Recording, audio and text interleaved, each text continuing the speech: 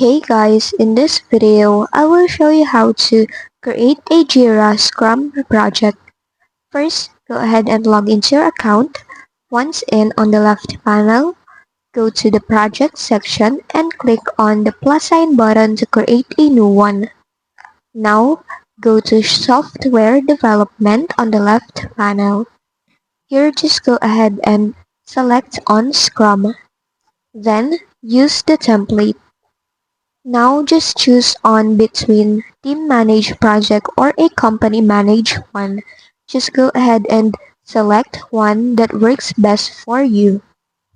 Now just add in a name for your Scrum project. Then you can choose an access level. I'm gonna choose on limited. Then go ahead and create your project. Now you can invite a teammate if you'd like, or you can go ahead and skip this step. And there you have it. You now have your Scrum project created in Jira. So you can now go ahead and configure it and add a task if you like.